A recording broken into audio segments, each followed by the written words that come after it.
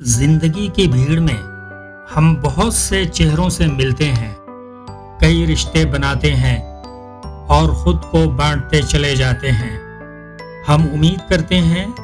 کہ وہ لوگ ہمیشہ ساتھ رہیں گے، ہمیں سمجھیں گے، سنبھالیں گے،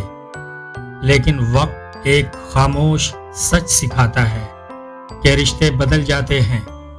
لوگ بچھڑ جاتے ہیں، اور کچھ تو ایسے بھی ہیں جو بغیر کچھ کہے